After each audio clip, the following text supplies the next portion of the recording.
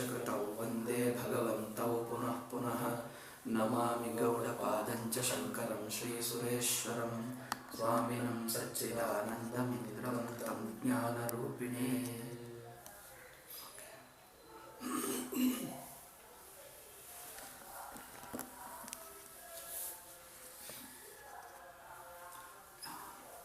ಅಂದರೆ ಪ್ರಶ್ನೆ ಶಿಷ್ಯ ನಿನ್ನ ಮಾಡಿದ ಕರ್ಮ ಅಂದರೆ ಶಾಸ್ತ್ರ ವಿಧಿ. ವಿಧಿ ಮಾಡಿದ್ದರೆ ಆಜ್ಞೆ ಮಾಡಿದರೆ ವಿಧಿ ಇದ್ದರೆ ಅದು ಶಾಸ್ತ್ರ ಆಗುತ್ತದೆ. ಒಂದು ಇನ್ನೊಂದೇನೆಂದರೆ ಸಿದ್ಧ ವಸ್ತುವನ್ನು ಅನ್ಯ ಪ್ರಮಾಣಗಳಿಂದ ತಿಳ್ಕೊಳ್ಳಬಹುದು. ಅದಕ್ಕೋಸ್ಕರ ಶಾಸ್ತ್ರ ಬೇಕಾಗಿಲ್ಲ. ಸಿದ್ಧ ವಸ್ತುವು ತಾನಿದ್ದೇ ಇರುತ್ತದೆ. ನಾವು ಪ್ರತ್ಯಕ್ಷ ಅನುಮಾನದಿಂದ ನೇರಾಗಿ ನೋಡಿಕೊಂಡೇ ತಿಳ್ಕೊಳ್ತೀವಿ. ಯಾವುದು ಸಿದ್ಧವಲ್ಲವೋ ಹೊಸದಾಗಿ ಸಾಧಿಸತಕ್ಕದ್ದು ಎರಡು ಅಂಶಗಳು. ಸಾಧಿಸತಕ್ಕದ್ದನ್ನು ತಿಳಿಯಬೇಕು, ಸಾಧಿಸತಕ್ಕದ್ದನ್ನೇ ಶಾಸ್ತ್ರ ಹೇಳಬೇಕು, ಸಿದ್ಧ ವಸ್ತುವನ್ನು ಹೇಳಲ್ಲ. ಇನ್ನೊಂದು ಅದಕ್ಕೆ ಆಜ್ಞೆ ಬೇಕು. ಇದು ಮಾಡು, ಇದು ಮಾಡಿದ್ದರೆ ನಿನಗಿದೆ ಆಗುತ್ತದೆ ಒಂದು ಆಜ್ಞೆ ಬೇಕು. ಕೆಲವೊಮ್ಮೆ ಕರ್ಮಕಾಂಡದಲ್ಲಿಯೂ ಸಿದ್ಧ ವಸ್ತುಗಳು ಹೇಳುವಂತೆ ಕಂಡು ಬರುತ್ತದೆ.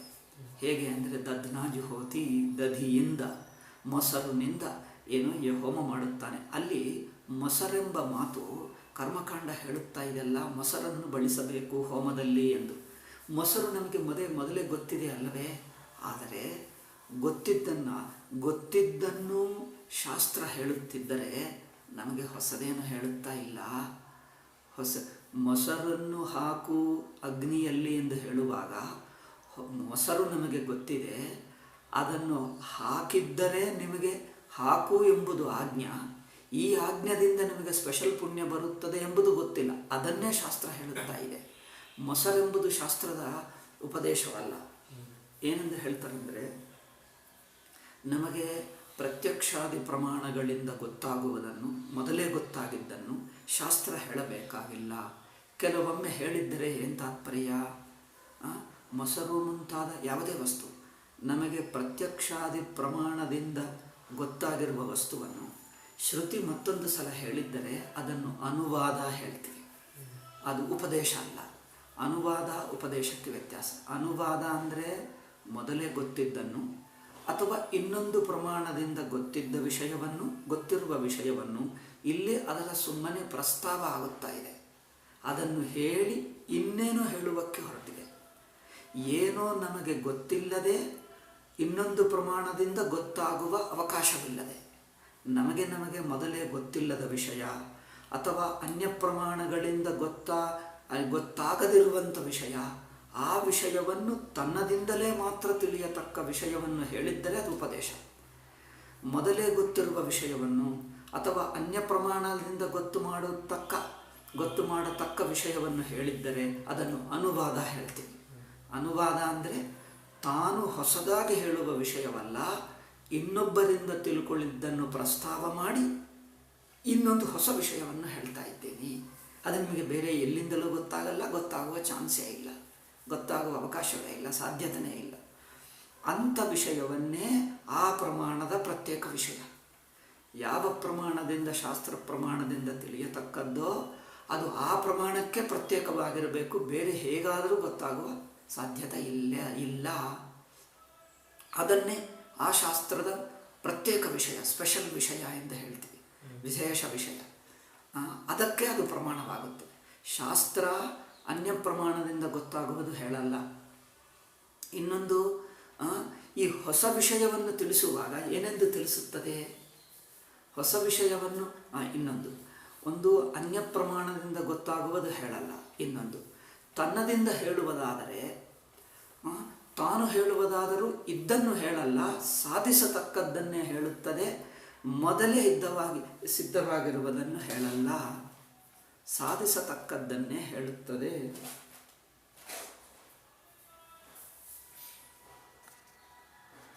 ಅದು ಸಾಧಿಸತಕ್ಕದ್ದು ಹೊಸದಾಗಿ, ಅದಕ್ಕಾಗಿ ಆಜ್ಞೆ ಮಾಡಬೇಕು.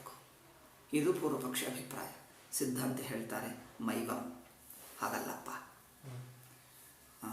ಶ್ರುತಹಾನ್ಯ ಶ್ರುತ ಕಲ್ಪನಾ ಪ್ರಸಂಗ. ನೀವು ಹೇಳಿದ್ದರಲ್ಲಿ ಏನಾಗ್ತಾ ಇದೆ? ಶ್ರುತ ಹಾನಿ ಅಶ್ರುತ ಕಲ್ಪನಾ. ಹೇಳಿದ್ದನ್ನು ಬಿಟ್ಟು ಬಿಡುವುದು, ಅದರಲ್ಲಿ ಹೇಳದೇ ಇರುವ ಹೊಸ ವಿಷಯವನ್ನು ಕಲ್ಪಿಸುವುದು. ಎಷ್ಟೋ ಜನರು ಉಪನಿಷತ್ತಿನಲ್ಲಿ ಹೇಳಿದ ಮಾತನ್ನು ಬಿಟ್ಟು ಬಿಟ್ಟರು. ಅದೇ ನೇರಾಗಿ ಹೇಳುತ್ತಾ ಇದೆ ಮಾತಿನಿಂದ. ಆ ಮಾತಿನಿಂದ ಹೇಳಿದ ಮಾತನ್ನು ಬಿಟ್ಟು ಅದರಲ್ಲಿ ಏನೋ ಏನೋ ಇಲ್ಲದೆ ಅರ್ಥವನ್ನು ಕಲ್ಪಿಸಿ ಹೇಳುತ್ತಾ ಇದ್ದಾರೆ ಕೆಲವರು. ಇಲ್ಲ, ಈ ಹೇಳಿರುವ ಮಾತನ್ನು ಬಿಡುವುದು, ಹೇಳದೇ ಇರುವುದನ್ನು ಹೊಸದಾಗಿ ಅಲ್ಲಿ ಹಾಕುವುದು, ತಂದು ಹಾಕುವುದು, ತಿರುಚಿ ಹೇಳುವುದು ಎಂದು ಹೇಳ್ತಾರೆ ನೋಡಿ. ವಾಕ್ಯದ ಅರ್ಥವನ್ನು ಯಥಾವತ್ತಾಗಿ ತಗೊಳ್ಳುವಕ್ಕಿಂತ ತಿರುಚಿ ಹೇಳುವುದು. ಶ್ರುತ ಹಾನಿ ಹಾನಿ ಅಂದರೆ ಬಿಡುವುದು. ಹಾನಂ ಅಂದರೆ ಬಿಡುವುದು. ಶ್ರುತ ಹಾನಿ ಅಂದರೆ ಹೇಳಿದ್ದನ್ನು ವಾಕ್ಯದಲ್ಲಿ, ಉಪನಿಷತ್ತು ವಾಕ್ಯದಲ್ಲಿ ಹೇಳಿದ ಮಾತು ನೇರಾಗಿ ಹೇಳಿದ್ದನ್ನು ಬಿಟ್ಟು ಬಿಡುವುದು. ಅಶ್ರುತ ಹೇಳದೇ ಇರುವುದನ್ನು ತಂದು ಹಾಕುವುದು, ಅದರ ಮೇಲೆ ಹೊರುವುದು ಹೇಳ್ತಾರೆ, ಹಾಕುವುದು, ಆರೋಪಿಸುವುದಕ್ಕೆ ಏನು ಹೇಳ್ತಾರೆ? ಹೊರುವುದು, ಅದರ ಮೇಲೆ ಹೊರುವುದು. ಇದನ್ನು ಶ್ರುತ ಹಾನಿ ಅಶ್ರುತ ಕಲ್ಪನಾ ಪ್ರಸಂಗ. ಪ್ರಸಂಗ ಅಂದರೆ ಇಷ್ಟವಿಲ್ಲದೆ ಈ ಸ್ಥಿತಿ ಆಗಿಬಿಡುತ್ತದೆ. ಹೇಗೆ ತೋರಿಸ್ತಾನೆ?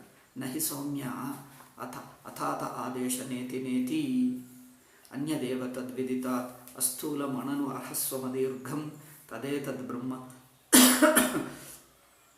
ಅಪೂರ್ವಮನಪರಮನಂತರಮ ಬಾಹ್ಯಮಯಮಾತ್ಮ ಬ್ರಹ್ಮ ಸರ್ವಾನುಭೂ ಇತ್ಯಾದಿ ಬ್ರಹ್ಮಾತ್ಮಸ್ವರೂಪ ಪ್ರಧಾನೇಷು ವಾಕ್ಯೇಷು ವಿಧಿ ವಿಭಕ್ತಿ ಶ್ರೂಯತೆ ಶಕ್ಯ ಕಲ್ಪನಾವಾ.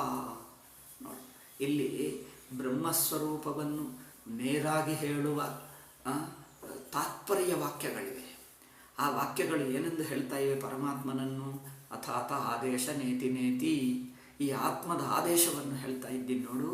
ಈ ಆತ್ಮ ಕುರಿತಿನ ಉಪದೇಶವನ್ನು, ಅಂತಿಮ ಉಪದೇಶವನ್ನು ಹೇಳ್ತಾ ಇದ್ದೀನಿ. ನೇತಿ ಇಷ್ಟೊತ್ತು ಏನೇನು ಹೇಳಿದ್ದು ಇದು ಯಾವುದೂ ಇಲ್ಲ, ಎಲ್ಲವೂ ಇಲ್ಲ. ನೇತಿ ಎಂದು ಅಧ್ಯಾರೋಪಿತವನ್ನು ಅಪವಾದ ಮಾಡ್ತಾ ಇದೆ. ಅಪವಾದ ಮಾಡಿದ ನಂತರ ಇನ್ನೇನಿಲ್ಲ. ನೀವು ಅಪವಾದ ಮಾಡಿದ ನಂತರ ಮತ್ತೆ ವಿಧಿ ಎಲ್ಲಿದೆ? ಆಜ್ಞೆ ಎಲ್ಲಿದೆ? ಆಜ್ಞೆ ಇದೆ. ನೀವು ಆಜ್ಞೆ ಮಾಡುವ ವಾಕ್ಯ ಅಲ್ಲಿಲ್ಲ, ಆಜ್ಞೆ ಮಾಡುವ ಮಾತೇ ಇಲ್ಲ. ಆಜ್ಞೆ ಮಾಡುವ ಮಾತು ಏನಿರುತ್ತದೆ? ವಿಧಿ ವಿಭಕ್ತಿ ಎಂದು ಹೇಳಿದ್ದಾರೆ ನೋಡಿ. ವಿಧಿ ವಿಭಕ್ತಿ ಅಂದರೆ ಏನು ಹೇಳಿದ್ದೇವೆ? ಲಿಂಗ್ ಲೋಟ್ ತವ್ಯ. ಲಿಂಗ್ ಅಂದರೆ ಏನು? ಹೀಗೆ ಕುರಿಯಾತ್, ಕರೋತು, ಕುರಿಯಾತ್ ಕುರು, ಕುರಿಯಾತ್ ಕುರು ಕರ್ತವ್ಯ. ಕುರಿಯಾತ್ ಅಂದರೆ ಮಾಡಬೇಕು, ಕುರು ಅಂದರೆ ಮಾಡು, ಆಜ್ಞೆ ಮಾಡಬೇಕು, ಮಾಡು ಅಥವಾ ಮಾಡಬೇಕಾಗಿದೆ, ಕರ್ತವ್ಯ. ಹೀಗೆ ಅಂದರೆ ಕುರಿಯಾತ್ ಕುರು ಕರ್ತವ್ಯ. ಇದು ಕುರಿಯಾತ್ ಎನ್ನುವುದೇನು? ಲಿಂಗ್. ಕುರು ಎನ್ನುವುದೇನು? ಲೋಟ್. ಕರ್ತವ್ಯ ಎನ್ನುವುದೇನು? ತವ್ಯ ಪ್ರತ್ಯಯ. ತವ್ಯ ಎಂಬುದು ಅದರ ಕೊನೆಗೆ ಪ್ರತ್ಯಯ ಇದೆ. ಕರ್ತವ್ಯ, ಗಂತವ್ಯ, ಪಠಿತವ್ಯ, ಹಾಗೆ ಮಾಡಬೇಕು ಎಂದು ಹೇಳುತ್ತದಲ್ಲ. ಸೊ ಅದರಿಂದ ಲಿಂಗ್ ಲೋಟ್ ತವ್ಯ ಈ ಮೂರರಲ್ಲಿ ಯಾವುದೋ ಒಂದಿದ್ದರೆ ಅದು ಆಜ್ಞೆಯನ್ನು ಸೂಚಿಸುತ್ತದೆ. ಇಲ್ಲಿ ಆಜ್ಞಾಸೂಚಕವಾದ ವಿಧಿ ವಿಭಕ್ತಿ, ವಿಧಿ ಅಂದರೆ ಆಜ್ಞೆ, ವಿಧಿ ವಿಭಕ್ತಿ ಇಲ್ಲಿ ಇಲ್ಲದೇ ಇರುವ ಕಡೆ ನೀವು ಕಲ್ಪಿಸ್ತಾ ಇದ್ದೀವಿ. ಕಲ್ಪಿಸ್ತಾ ಅಂದರೆ ಇಲ್ಲದನ್ನು ತಂದು ಹೊರುತ್ತಾ ಇದ್ದೀವಿ ಅದರ ಮೇಲೆ. ಅದು ಇಲ್ಲವೇ ಇಲ್ಲ, ಇಲ್ಲದನ್ನು ಹೊರಗಿನಿಂದ ತಂದು ಹಾಕುವುದು. ಎಷ್ಟೋ ಜನರು ಅತ್ಯುತ್ಸಾಹದಿಂದ ಇದನ್ನು ನಿಂದೆ ಮಾಡಬೇಕೆಂದು ಆ ರಾಮಾಯಣದಲ್ಲಿ ಮಹಾಭಾರತದಲ್ಲಿ ಇಲ್ಲದಿದ್ದರೂ ಇದು ಈ ಅರ್ಥ ಎಂದು ಹೇಳ್ತಾರೆ. ಅದು ಎಲ್ಲಿದೆ? ಮಾತಾಡಲ್ಲ. ಆ ಅರ್ಥ ತಗೊಳ್ಳಬೇಕು. ನೀವು ಇಲ್ಲದ ಅರ್ಥವನ್ನು ಅದನ್ನು ಹಾಕಿ ರಾಮನನ್ನು ಬೈಯುವುದು, ಆ ಮಾತನೇ ಇಲ್ಲ. ಆ ಮಾತು ಇಲ್ಲದೇ ಇಲ್ಲವನ್ನು ನೀವು ನಿಮ್ಮ ಪರವಾಗಿ ನಿಮ್ಮ ಮನಸ್ಸಿನಲ್ಲಿ ಇಲ್ಲ ಬುದ್ಧಿಯನ್ನು, ಯಾವುದೋ ಭಾವನೆಯನ್ನು ಅದರ ಮೇಲೆ ಹಾಕಿ ಅದನ್ನು ನಿಂದಿಸುವುದು, ಅದು ತಪ್ಪು ಎಂದು ಹಿಡಿಯುವುದು ಅಲ್ಲ. ಅದರಲ್ಲಿ ಇದ್ದನ್ನು ಹೇಳಬೇಕೇ ಹೊರತು ಇಲ್ಲದ್ದನ್ನು ತಮ್ಮ ಬುದ್ಧಿಯಿಂದ, ಅಂದರೆ ತಮ್ಮ ಬುದ್ಧಿಯಿಲ್ಲ ಮೊದಲೇ ಇಟ್ಕೊಂಡು ಅದನ್ನು ಅದರ ಮೇಲೆ ಹಾಕಿ ಇದೇ ಅರ್ಥ ಎಂದು ಹೇಳುವುದು, ಇದು ತುಂಬ ಮಾಡ್ತಾರೆ. ಅದಕ್ಕಾಗಿ ಜನರು ಹೀಗೆ ರಾಮ ಹೇಳಿದ ಎಂದು ಹೇಳಿಬಿಟ್ರೆ ಜನರು ಬೇಜಾರು ಮಾಡ್ಕೊಳ್ತೀವಿ. ಅಲ್ಲಿ ಇಲ್ಲದನ್ನು ನೀವು ಹಾಕ್ತಾ ಇದ್ದೀವಿ. ಅಶ್ರುತ ಕಲ್ಪನಾ, ಅಲ್ಲಿ ಹೇಳದೇ ಇದ್ದನ್ನು ನೀವು ಹಾಕಿಬಿಡುವುದು, ಹಾಕಿ ಇವಾಗ ಹೇಳಿದ್ದಾರೆ ಅಂತ ಮಾಡೋದು. ಜನರು, ಎಷ್ಟೋ ಜನರು ಹಾಗೆ ಮಾತಾಡ್ತಾರೆ. ಚರ್ಚೆ ಮಾತಾಡುವಾಗ ನಾವು ಇರುವ ವಿಷಯವನ್ನು ಇಟ್ಕೊಂಡು ಮಾತಾಡಬೇಕು, ಆವಾಗ ಚರ್ಚೆ ಆಗುತ್ತದೆ.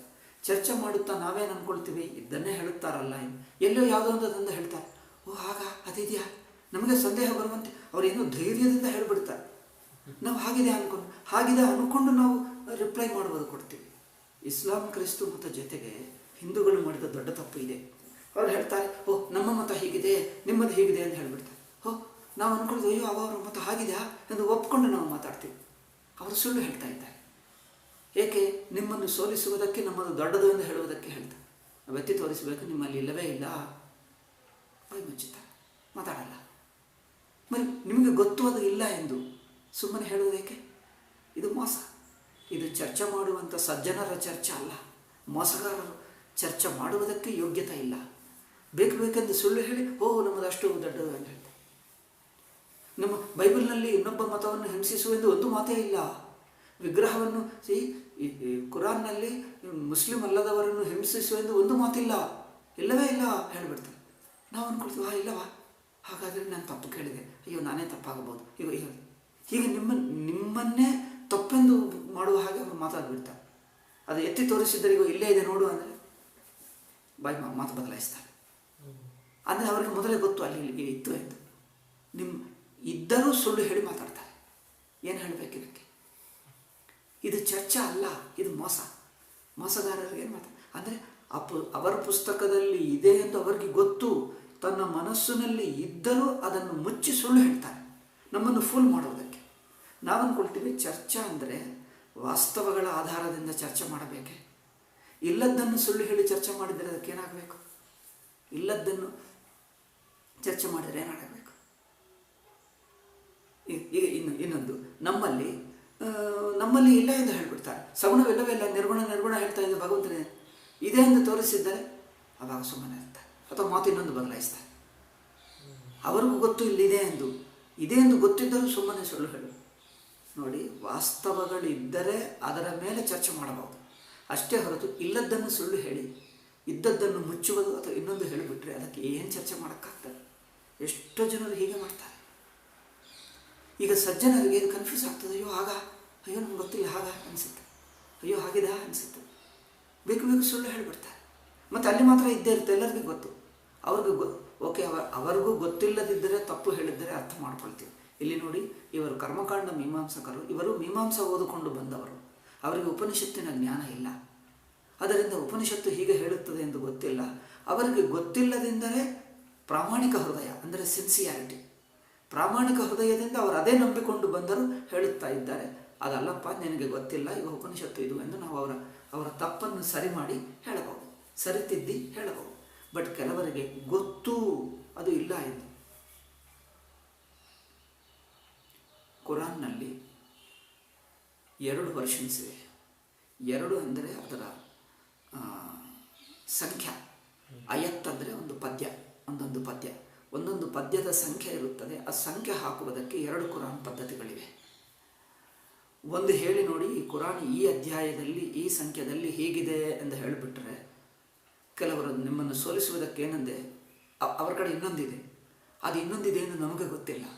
ಅವ್ರು ನೋಡಿ ಕುರಾನ್ ಎತ್ತಿ ತೋರಿಸಿ, ನೋಡು ಇಷ್ಟದ ಇದು ಈ ಸಂಖ್ಯೆಯಲ್ಲಿ, ಅದು ಇಲ್ಲವೇ ಇಲ್ಲ, ಆ ಮಾತು ಇಲ್ಲವೇ ಇಲ್ಲ, ನೀವು ಬೇರೆ ಮಾತಿದೆ, ಸುಳ್ಳು ಹೇಳ್ತಾ ಇದ್ದೀರಿ ಎಂದು ಬಾಯಿ ಮುಚ್ಚಿಸ್ತಾರೆ. ಅದರಲ್ಲಿ ಅವರ ಒಳಗಿನ ಜನರಿಗೆ ಗೊತ್ತು 2 ಇವೆ, ನಮಗೆ ಗೊತ್ತಿಲ್ಲ. ಇದು ಅವರಿಗೆ ಗೊತ್ತು, ಬೇಕೆಂದು ಗೊತ್ತಿದ್ದು ಮಾಡ್ತಾನೆ. ಹೀಗೆ ಕೆಲವು ಕಡೆ ಹೀಗೆ ಆಯ್ತಂತೆ. ಅದನ್ನು ಉದಾಹರಣೆ ಹೇಳಿದ್ದಾರೆ. ಇಷ್ಟೆಲ್ಲ ತುಂಬ ಸುಳ್ಳು. ಅದಕ್ಕಾಗಿ ಸಿನ್ಸಿಯರ್ ಚರ್ಚೆ ನಡೆಯಬೇಕೇ ಹೊರತು ಮೋಸಗಾರರ ಜೊತೆಗೆ ಚರ್ಚೆ ಮಾಡಿದ್ದರೂ ಪ್ರಯೋಜನವಿಲ್ಲ.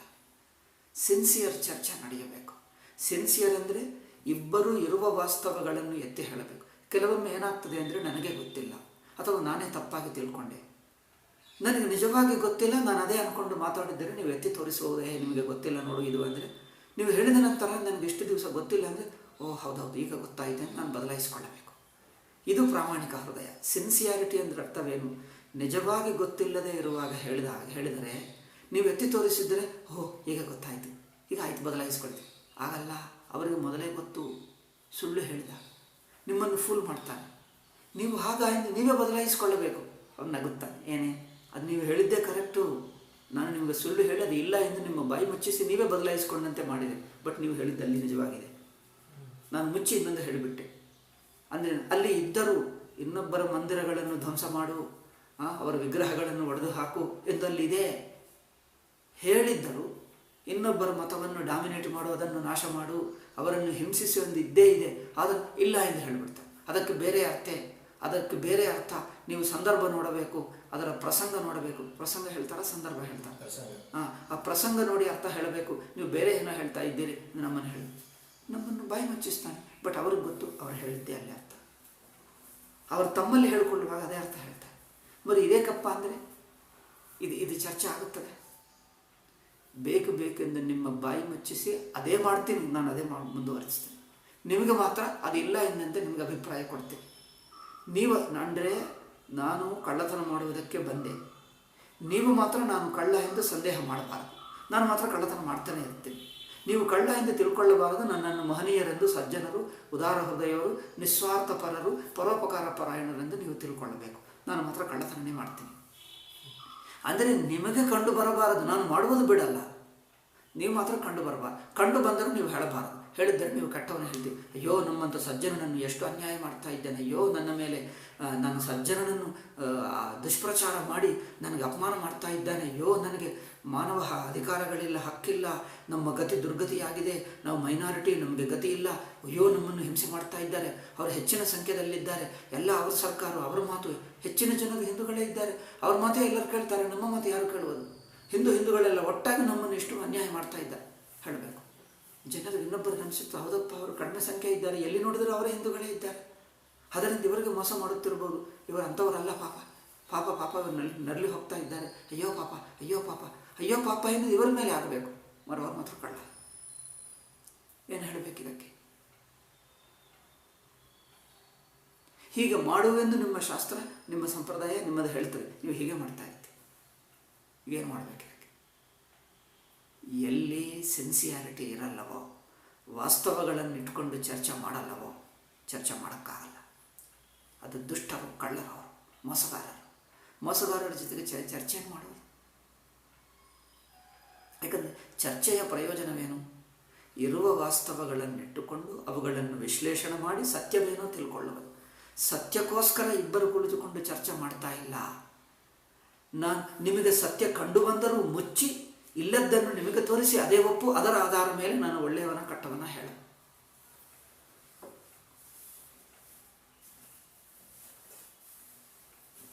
ಒಬ್ಬನೇನೋ ತಪ್ಪು ಮಾಡಿದ್ದಿದೆ, ಇವರೇನು ಹೇಳ್ತಾನೋ ಗೊತ್ತಾ? ಸಾಕ್ಷ್ಯವೆಲ್ಲಿದೆ? ಸಾಕ್ಷ್ಯ ತೋರಿಸು. ಸಾಕ್ಷ್ಯನೇ ಹೇಳ್ತಾರೆ, ಸಾಕ್ಷ್ಯಾಧಾರ ಹೇಳ್ತಾರೆ.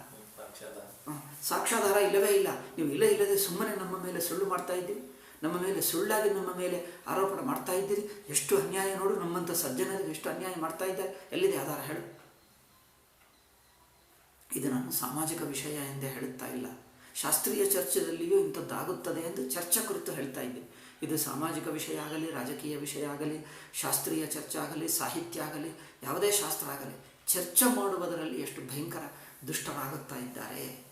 ಚರ್ಚೆ ಮಾಡುವುದಕ್ಕೆ ಅಯೋಗ್ಯರು ಕುಳಿತುಕೊಂಡು ಎಷ್ಟು ಅನ್ಯಾಯ ಮಾಡ್ತಾ ಇದ್ದಾರೆ. ಅದರಿಂದ ಚರ್ಚೆ ಸಿನ್ಸಿಯರ್ ಆಗಿದ್ದರೆ, ಸಿನ್ಸಿಯರ್ಗೆ ಏನು ಹೇಳ್ತಾರೆ?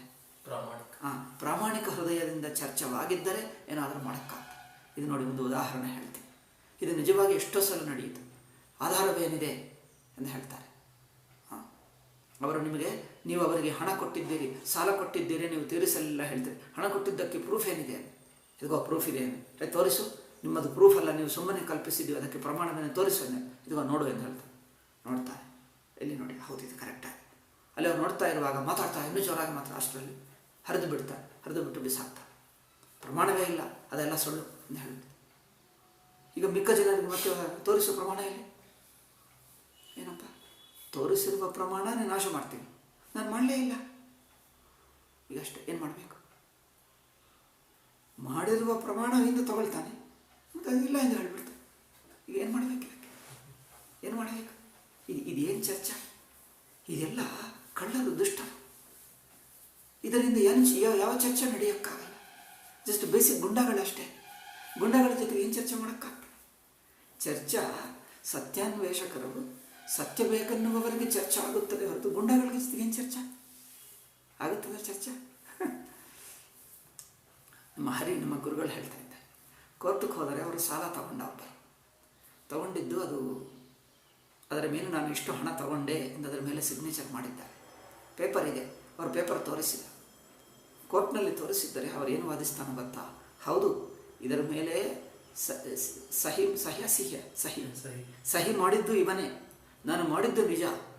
ಅವರು ಸಾಲ ಕೊಡ್ತಾನೆ ಎಂದು ಹೇಳಿದಾಗ ನಾವು ಪೇಪರ್ ಮೇಲೆ ಮಾಡಿದ್ದೇವೆ ಸಹಿ. ಮಾಡಿದ ನಂತರ ಅವ್ರು ಕೊಟ್ಟಿಲ್ಲ. ಏನಪ್ಪ, ನೀವು ಸಾಲ ತಗೊಂಡೆ, ನಾನು ಇವರಿಂದ ಇಷ್ಟು 1 ಲಕ್ಷ ಸಾಲ ತಗೊಂಡೆ ಎಂದು ಹೇಳಿ ಬರೆದು ಕೆಳಗೆ ಸಹಿ ಮಾಡಿದ. ಅವ್ರು ಹೇಳ್ತಾರೆ ನಾನು ಸಹಿ ಮಾಡಿದ್ದು ನಿಜ, ಅವ್ರು ಕೊಟ್ಟಿಲ್ಲ. ಸಹಿ ಮಾಡಿದ ನಂತರ ಅವ್ರು ಕೊಟ್ಟಿಲ್ಲ. ಇದೇನಪ್ಪ ಅಂದರೆ ಸಾಕ್ಷ್ಯವನ್ನೇ ತಪ್ಪು ಹೇಳಿಬಿಟ್ರೆ ಮರಿ ಬೇರೆ ಯಾವುದು ಸಾಕ್ಷ್ಯ ನಂಬುತ್ತೀವಿ ನೋಡು. ಈಗ ಎಲ್ಲ ಸಾಕ್ಷ್ಯಗಳು ಹೀಗೆ ಮೋಸನೇ, ಯಾವ ಸಾಕ್ಷ್ಯ ನಂಬಕ್ಕಾಗಲ್ಲ ಅಲ್ಲ. ಈಗ ಎಲ್ಲ ಸಿಗ್ನೇಚರ್ಗಳು ತಪ್ಪು ಅಂದರೆ ಹೇಗೆ ನಂಬುವುದು, ಹೇಗೆ ಅದು ನೋಡಿ. ಅಂದರೆ ಹೀಗೆ ಇಂಥವರ ಜೊತೆಗೆ ಇಂಥವರೇ ಆಗುತ್ತಾ ಇದ್ದಾರೆ. ಅದಕ್ಕಾಗಿ ಒಂದು ಸತ್ಯ ಇಲ್ಲ. ಶಾಸ್ತ್ರ ಚರ್ಚೆ ಮಾಡುವುದು ಒಂದು ಸತ್ಯಕ್ಕೋಸ್ಕರನೇ ಹೊರತು ಸತ್ಯವನ್ನು ಮುಚ್ಚಿ ಮೋಸ ಮಾಡುವವನಿಗೆ ಚರ್ಚೆ ಏನು ಮಾಡ್ತೀವಿ?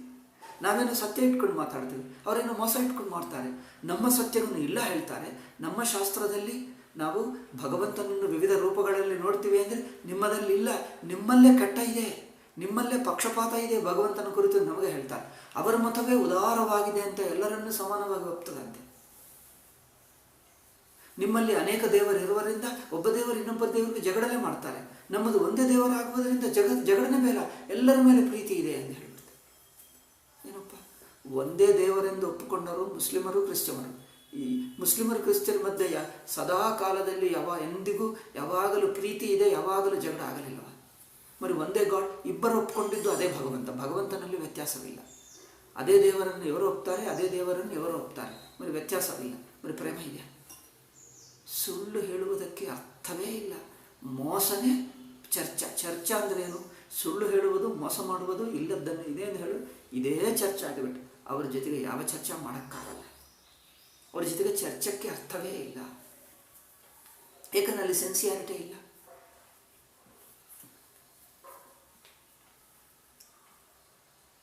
ಅಲ್ಲ,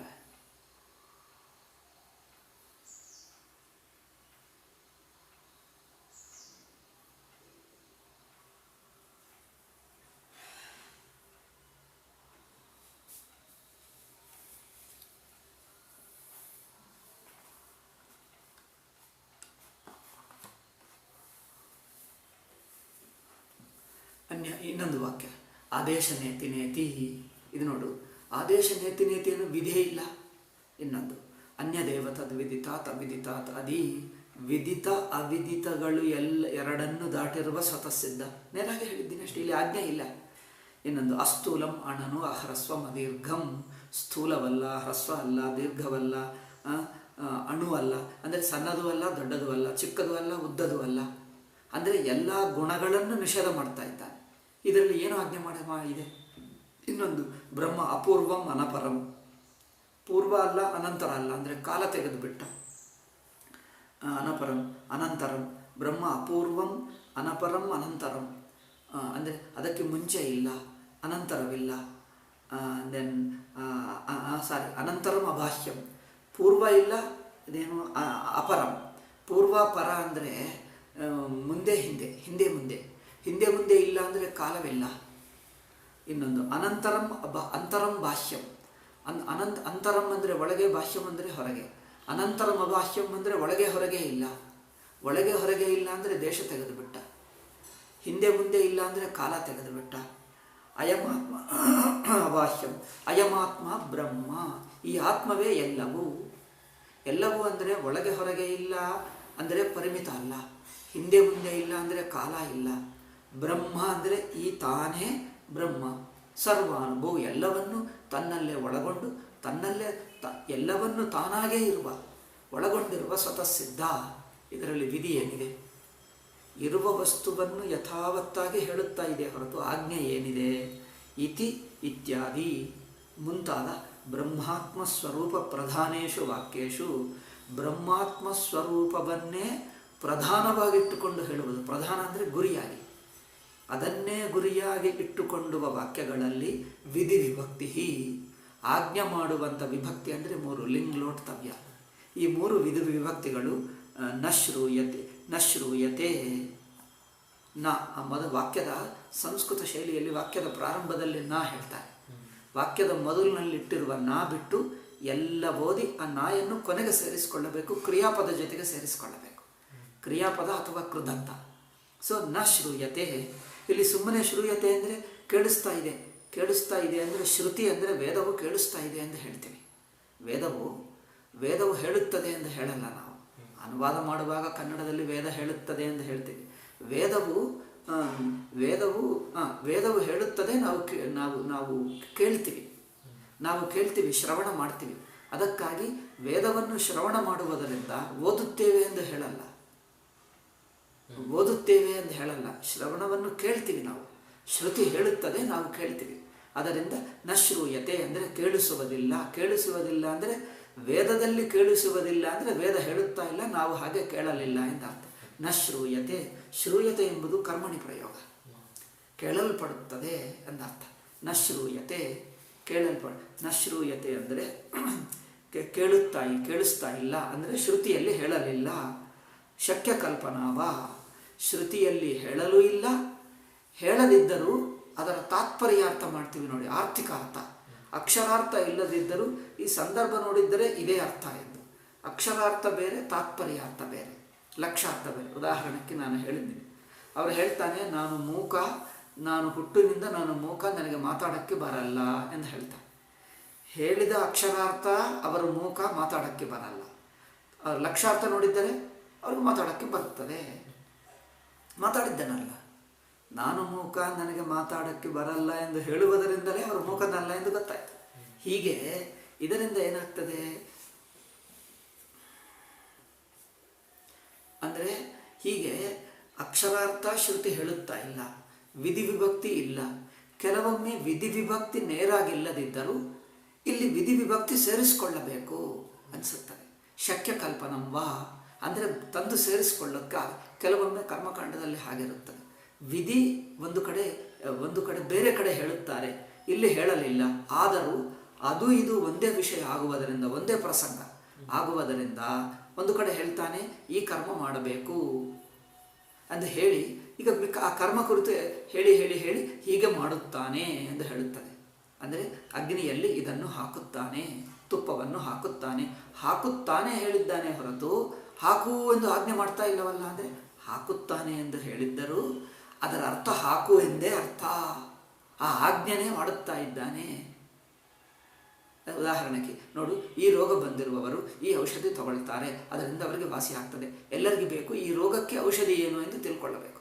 ಅವರು ಹೇಳ್ತಾನೆ, ಈ ರೋಗ ಬಂದಿರುವವರು ಎಷ್ಟೋ ಜನರನ್ನು ನೋಡಿದ್ದೇವೆ, ನಾವು ಸಾಮಾನ್ಯವಾಗಿ ಅವರಿಗೆ ಹೇಳ್ತೀವಿ ಏನೆಂದರೆ ಇದು ಇದನ್ನು ಹಾಕ್ಕೊಳ್ಳಬೇಕು ಎಂದು. ಅದರಿಂದ ಅವರು ಹಾಕ್ಕೊಂಡರೆ ಅವರಿಗೆ ವಾಸಿ ಆಯಿತು, ಹೀಗೆ ಎಲ್ಲರಿಗೂ ವಾಸಿ ಆಗುತ್ತದೆ ಹೇಳಿದ್ದರೆ ಹೊರತು ನೀವು ಮಾಡುವೆಂದು ಹಾಕು ಎಂದು ಹೇಳಿದರೆ, ಅಂದರೆ ಆ ಮಾತು ನೋಡಿದ್ದರೆ ಇದು ಹಾಕೋ ಎಂದೇ ಅರ್ಥ ನಿಮಗೆ ಆಜ್ಞೆ ಕೊಡ್ತಾ ಇದ್ದೆ. ಇದು ನೇರಾಗಿ ಹೇಳದಿದ್ದರೂ ಆ ಸಂದರ್ಭಕ್ಕನುಗುಣವಾಗಿ ಇದೇ ಹೊಂದುತ್ತದೆ ಎಂದು ಕಲ್ಪಿಸ್ತಾ ಇದ್ದೆ.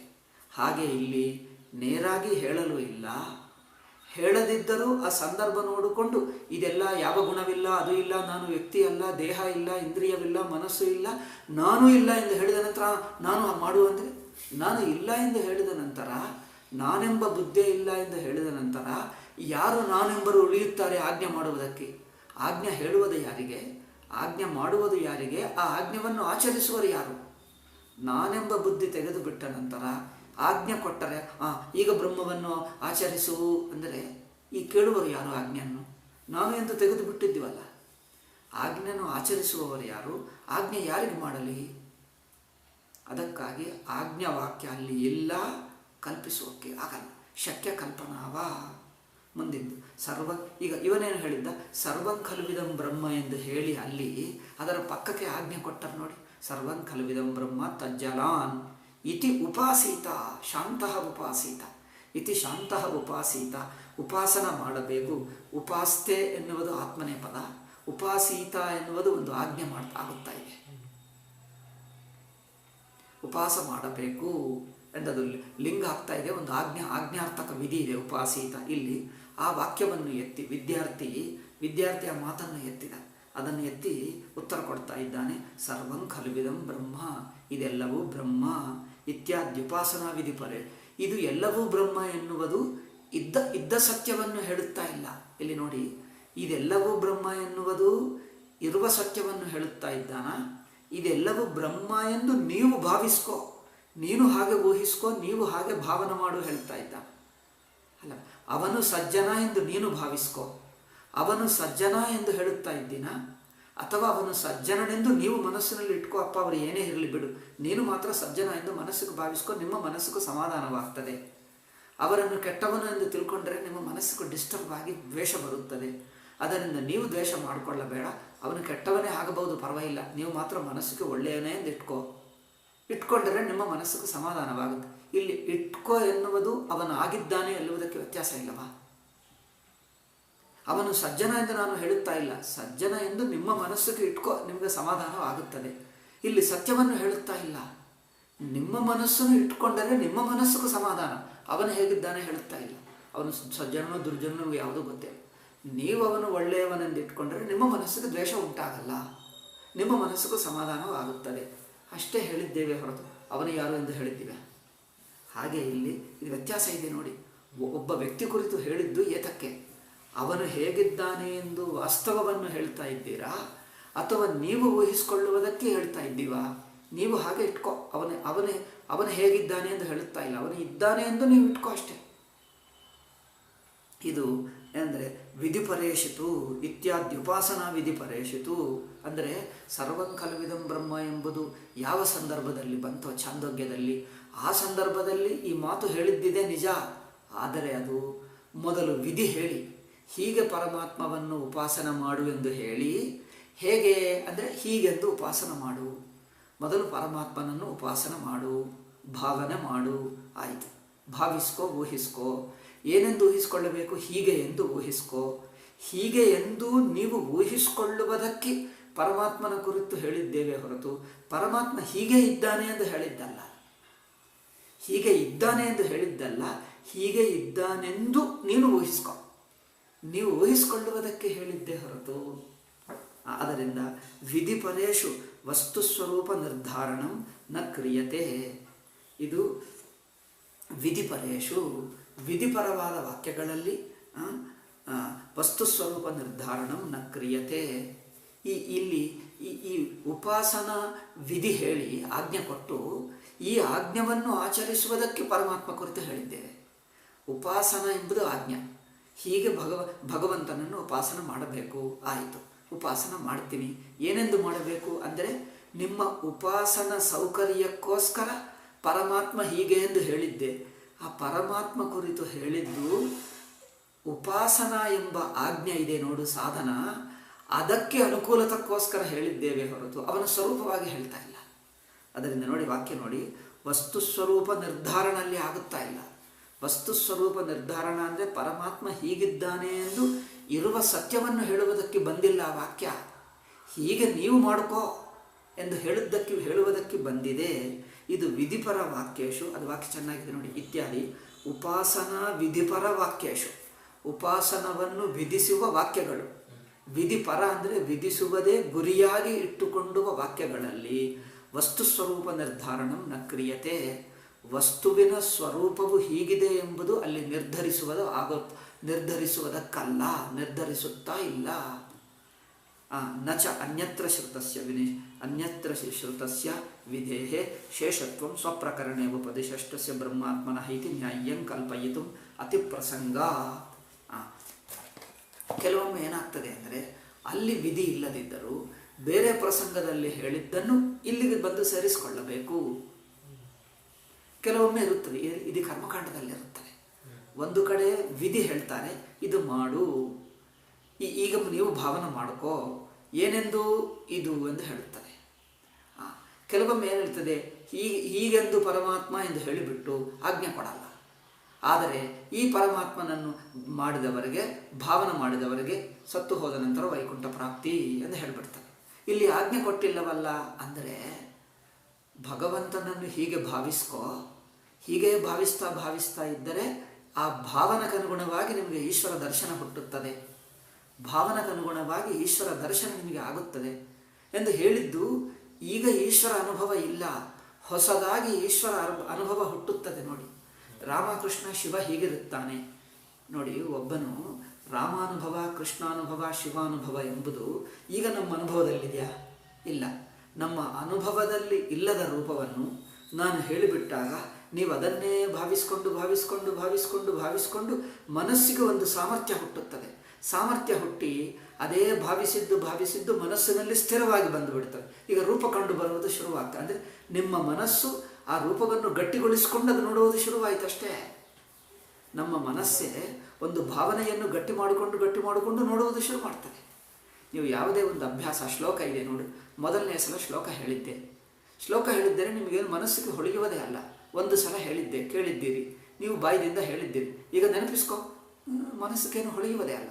ಮತ್ತೊಂದು ಸಲ ಹೇಳ್ತೀನಿ, ಮತ್ತೊಂದು ಸಲ ಹೇಳ್ತೀನಿ, ಮತ್ತೊಂದು ಸಲ ಹೇಳ್ತೀನಿ. 20-30 ಸಲ ಹೇಳಿದ ನಂತರ ನಿಮ್ಮ ಮನಸ್ಸಿನಲ್ಲಿ ಕುಳಿತುಕೊಳ್ತದೆ. ಈಗ ಈ ಶ್ಲೋಕ ಅಂದರೆ ಹೇಳುವಕ್ಕೆ ಹೋದರೆ ಎಲ್ಲ ಮನಸ್ಸಿಗೆ ಹೊಳೆಯುತ್ತದೆ.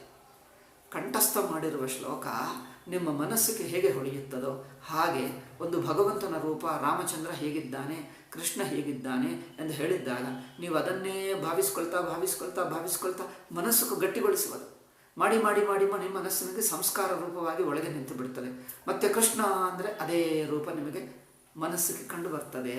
ಹಾಗೆ ಆಗುತ್ತದೆ. ಅದು ಸಿದ್ಧ ವಸ್ತುವಲ್ಲ. ನಿಮ್ಮ ಮನಸ್ಸನ್ನು ಹಾಗೆ ಅಭ್ಯಾಸ ಮಾಡಿ ಮನಸ್ಸು ಆ ರೂಪವಾಗಿ ತೋರುವ ಹಾಗೆ ಮನಸ್ಸು ಕೃಷ್ಣನ ರೂಪವಾಗಿ ತಾಳುತ್ತದೆ. ಅದು ಇರಲಿಲ್ಲ ಮೊದಲು. ಮನಸ್ಸು ಕೃಷ್ಣ ರೂಪ ಇರಲಿಲ್ಲ. ಕೃಷ್ಣ ರೂಪ ತಾಳಿ ಕೃಷ್ಣ ರೂಪ ಕಂಡು ಬರುವುದು ಶುರುವಾಗ್ತದೆ. ಈಗ ಇದು ತಾಳಿದ ರೂಪ, ಸಿದ್ಧ ರೂಪ ಅಲ್ಲ, ಅದು ಸಾಧ್ಯ. ಹೊಸದಾಗಿ ತಾಳಿದ ರೂಪ. ಹಾಗೆಯೇ ಇಷ್ಟದೇವತಾ ರೂಪಗಳೆಲ್ಲ ಹೀಗೆ ಆಗುತ್ತವೆ. ಮನಸ್ಸು ಅದೇ ಮಾಡಿ ಗಟ್ಟಿಯಾಗಿ ಆ ರೂಪ ಕಂಡು ಬರುವುದು ಶುರುವಾಗ್ತದೆ. ಈಗ ಆಗ ಅಭ್ಯಾಸ ಮಾಡಬೇಕಾಗಿಲ್ಲ, ಕೃಷ್ಣ ತಕ್ಷಣವೇ ತಾನೇ ಕಂಡು ಬರ್ತಾನೆ. ಇದು ಸಿದ್ಧ ರೂಪ ಅಲ್ಲ, ಸಾಧ್ಯ ರೂಪ. ಸಾಧ್ಯ ಅಂದರೆ ಮನಸ್ಸುಗೂ ಅಭ್ಯಾಸ ಮಾಡಿಸಿ ನಂತರ ಕಂಡು ಬರುವುದು. ಅಭ್ಯಾಸ ಮಾಡಿಸಿದ ನಂತರ ಕಂಡು ಬರುವುದು ಸಾಧ್ಯ ರೂಪ, ಸಿದ್ಧ ರೂಪ ಅಲ್ಲ. ಅದು ಮರ್ತಲೂ ಹೋಗಬಹುದು. ಅನೇಕ ವರ್ಷಗಳ ನಂತರ ಮನಸ್ಸು ನೀವು ಕಂಠಸ್ಥ ಮಾಡಿದ್ದಿದ್ದರೆ ಮತ್ತೆ ನೆನಪಿಸ್ಕೊಳ್ತಾ ಇದ್ದರೆ ಇರುತ್ತದೆ. ಕೆಲವು ಅನೇಕ ವರ್ಷ ನಂತರ ಮರೆತು ಹೋಗಲು. ಏಕೆಂದರೆ ಮನಸ್ಸಿಗೆ ಹತ್ತಿಸಿದ್ದು ಮತ್ತೆ ಕೆಲವು ದಿವಸ ನಂತರ ಜಾರಿ ಹೋಗುತ್ತದೆ. ಸಿದ್ಧ ವಸ್ತುವು ನೀವು ಮಾಡಿದ್ದಲ್ಲ, ಅದು ಜಾರಿ ಹೋಗಲ್ಲ. ತಾನು ಸ್ವತಃ ಸಿದ್ಧವಾಗಿದೆ. ಅದರಿಂದ ಸ್ವತಃ ಸಿದ್ಧ ವಸ್ತು ಬೇರೆ, ಹೊಸದಾಗಿ ಮಾಡಿಕೊಂಡಿದ್ದು ಬೇರೆ. ಅದರಿಂದ ಎಲ್ಲ ಭಗವಂತನ ಸಗುಣ ಸಾಕಾರ ದರ್ಶನಗಳೆಲ್ಲ ಮನಸ್ಸಿಗೂ ಹತ್ತಿಸಿದ್ದೆ. ಹೀಗೆ ಅಭ್ಯಾಸ ಮಾಡಿಕೊಂಡು ಅದಕ್ಕಾಗಿ ತುಂಬ ದಿವಸ ಅಭ್ಯಾಸ ಮಾಡಬೇಕಾಗ್ತದೆ. ನಿಮ್ಮ ಮನಸ್ಸು ಶುದ್ಧಿ ಮಾಡಿಕೊಳ್ಳಬೇಕು. ತುಂಬ ದಿವಸ ಅಭ್ಯಾಸ ಆಗಬೇಕು. ಅಭ್ಯಾಸ ಆಗಿ ನಂತರ ಯೋಗಿಕ ಅನುಭವಗಳು, ಭಕ್ತರ ಅನುಭವಗಳೆಲ್ಲ ಇರ್ತವೆ. ಮನಸ್ಸಿಗೆ ಅಭ್ಯಾಸ ಮಾಡಿಸಿದ ನಂತರ ಕಂಡು ಬರುವುದಾಗ್ತದೆ. ಶುದ್ಧವಾಗಿರಬೇಕು, ಎರಡೂ ಇರಬೇಕು. ಅದರಲ್ಲಿ ಮನಸ್ಸು ಶುದ್ಧಿ ಆಗಬೇಕು, ಅಭ್ಯಾಸ ಆಗಬೇಕು. ಶುದ್ಧಿ ಅಭ್ಯಾಸ ಎರಡು. ಕೇವಲ ಅಭ್ಯಾಸ ಇದ್ದು ಶುದ್ಧಿ ಇಲ್ಲದಿದ್ದರೆ ರಾಕ್ಷಸರೇ ಕಂಡು ಬರ್ತಾರೆ. ಏಕೆಂದರೆ ಶುದ್ಧಿ ಇಲ್ಲ, ಸಾತ್ವಿಕತೆ ಇಲ್ಲ. ರಾಜಸಗುಣ ತಮೋಗುಣ ಇಟ್ಕೊಂಡು ಅಭ್ಯಾಸ ಮಾಡಿದ್ದರೆ ರಜೋಗುಣ ತಮೋಗುಣಗಳ ಅಸುರರು ಕಂಡು ಬರ್ತಾರೆ. ಶುದ್ಧಿ ಆಗಬೇಕು, ಅಭ್ಯಾಸ ಆಗಬೇಕು. ನೀವು ಸಾತ್ವಿಕ ದೇವರನ್ನು ಇಟ್ಕೊಂಡು ಅಭ್ಯಾಸ ಮಾಡಿದ್ದರೆ ಸಾತ್ವಿಕ ದೇವರು ಕಂಡು ಬರ್ತಾರೆ, ಇಲ್ಲದಿದ್ದರೆ ಅಸುರರು ಕಂಡು ಬರ್ತಾರೆ.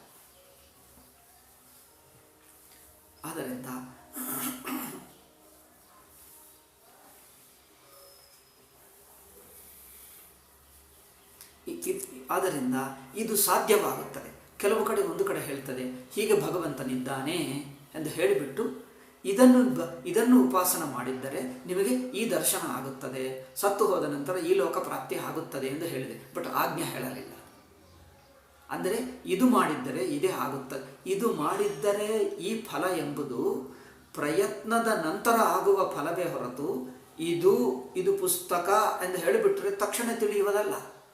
ಇದು ಪುಸ್ತಕ ಎಂದು ತಿಳಿದು ಬಿಟ್ಟರೆ ಹೇಳಿದಾಗ ನಿಮ್ಮ ಅಟೆನ್ಷನ್ ಅಲ್ಲಿಟ್ಟರೆ ಇದು ಪುಸ್ತಕ ಎಂದು ತಕ್ಷಣವೇ ಗೊತ್ತಾಗ್ತದೆ. ಹಾಗೆ ಗೊತ್ತಾಗುವುದರಲ್ಲಿ ಏನಾಗ್ತದೆ, ಇದು ಜ್ಞಾನ.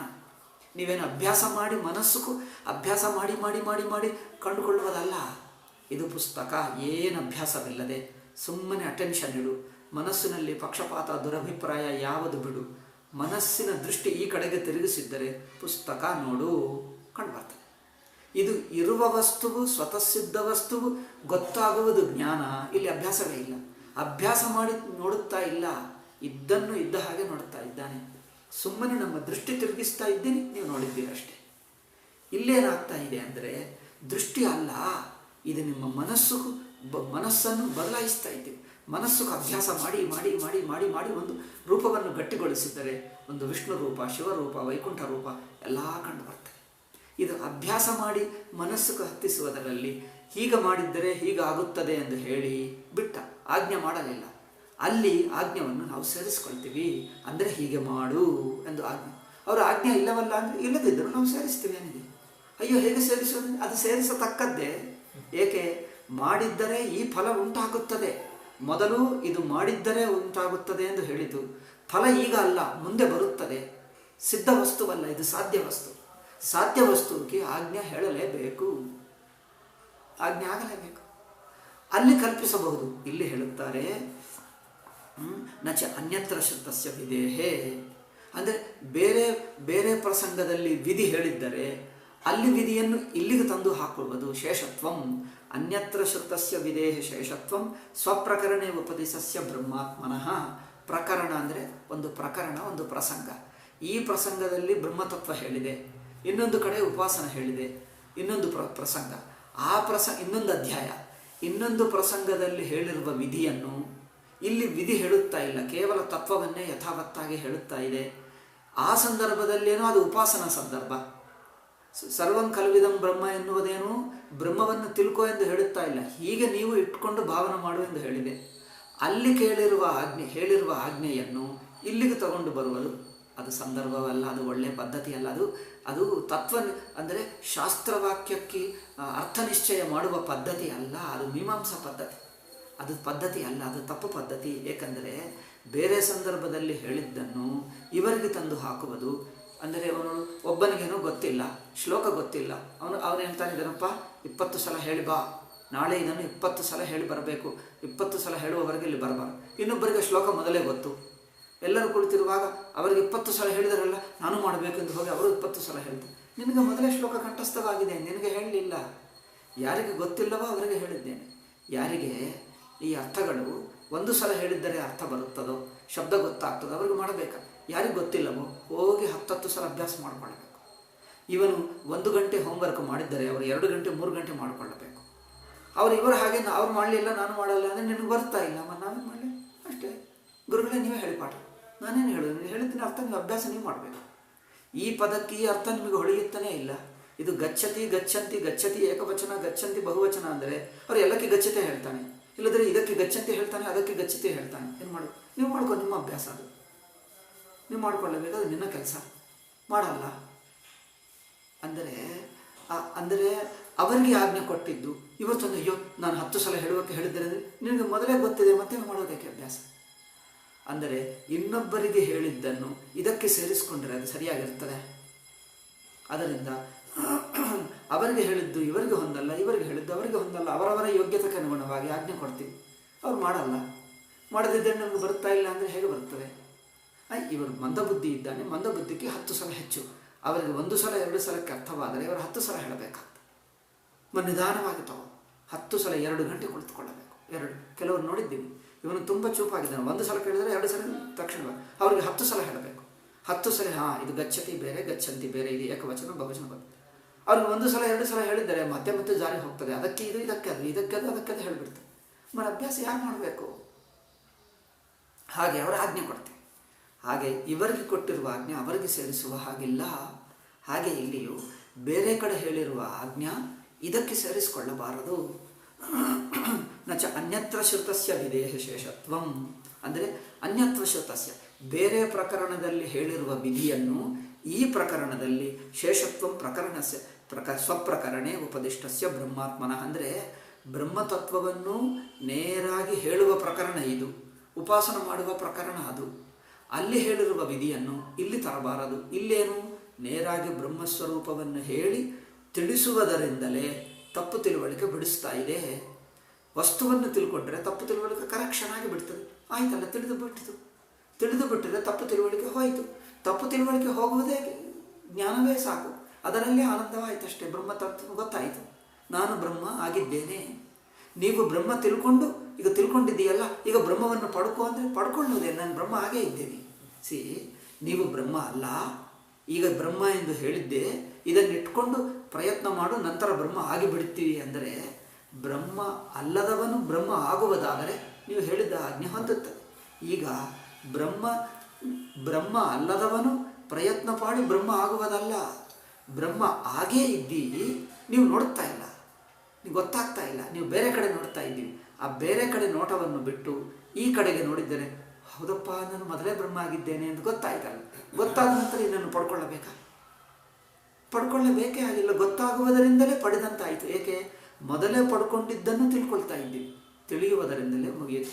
ಹೀಗೆ ಕೇವಲ ಸ್ವರೂಪವನ್ನು ತಿಳಿಯುವ ಪ್ರಸಂಗದಲ್ಲಿ, ಆಜ್ಞೆ ಕೊಟ್ಟಿರುವ ಬೇರೆ ಪ್ರಸಂಗದಲ್ಲಿ ಇರುವ ವಿಧಿಯನ್ನು ಇಲ್ಲಿಗೆ ತಂದು ಬಿಟ್ಟರೆ ಅದು ಸರಿಯಲ್ಲ.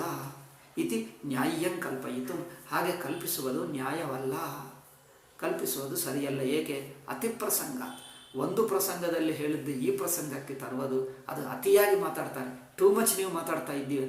ಕೆಲವರು ನೋಡು, ಒಂದು ಅದೇನು ಹೇಳ್ತಾರೆ, ಯುಕ್ತವಾಗಿ ಮಾತಾಡಬೇಕು, ಅತಿಯಾಗಿ ಮಾತಾಡ್ತಾರೆ. ಇವರು ತಪ್ಪು ಮಾಡಿದ್ದೆ ಕದಲ್ಲ, ಅವರೇ ಮಾಡ್ಬೋದಿತ್ತು ಅಂತ ಹೇಳ್ತಾರೆ. ಅವರು ಹೇಗೆ ಮಾಡ್ತಾರೆ? ನಿನ್ನ ಮಾಡೋ ಕೆಲಸ ಅವ್ರು ಮಾಡೋದು ನೀವು ಮೊದಲೇ ಹೇಳ್ಬೋದಿತ್ತು.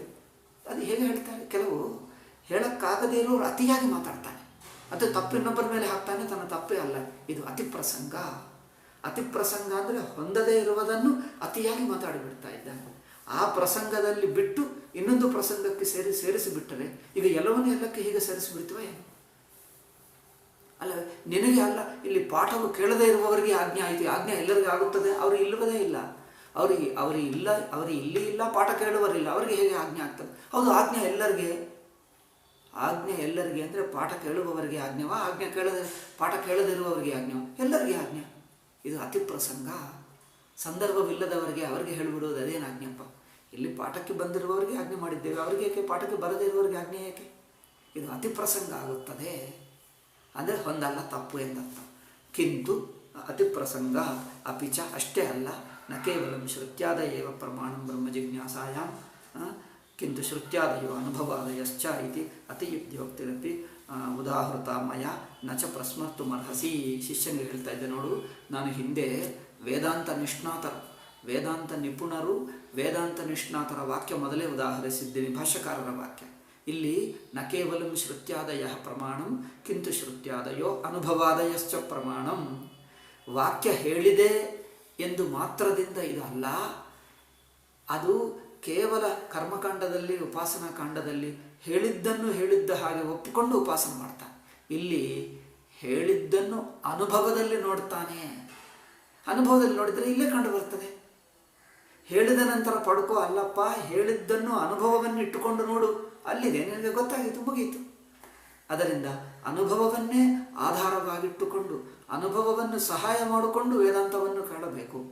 ಕೇಳಿದ್ದರೆ ಅನುಭವದಲ್ಲಿ ಇರುವುದು ಮೊದಲೇ ಇರುವುದು ಗೊತ್ತಾಗ್ತದೆ, ಮೊದಲೇ ಇರುವುದನ್ನು ತಿಳ್ಕೊಂಡು ಬಿಡ್ತಾನೆ.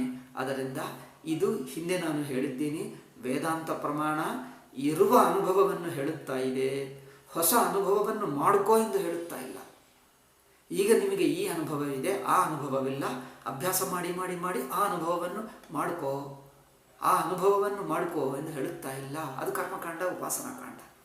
ಇಲ್ಲಿ ಅನುಭವದಲ್ಲಿ ಇದ್ದನ್ನೇ ಹೇಳುತ್ತಾ ಇದೆ. ಅದರಿಂದ ಹೇಳಿದ ಮಾತನ್ನು ಅನುಭವದ ಸಹಾಯ ತಗೊಂಡು ಗೊತ್ತು ಮಾಡ್ಕೋ ಎಂದು ಹಿಂದೆ ಹೇಳಿದ್ದೀನಿ ನಾನು, ಅದು ನೆನಪಿಸ್ಕೋ ಎಂದು ಗುರುಗಳು ಶಿಷ್ಯನಿಗೆ ನೆನಪಿಸ್ತಾರೆ. ನ ಪ್ರಸ್ಮರ್ತು ಮರ್ಹಸಿ, ಪ್ರಸ್ಮರ್ತುಂ ವಿಸ್ಮರ್ತುಂ ಒಂದೇ ಅರ್ಥ.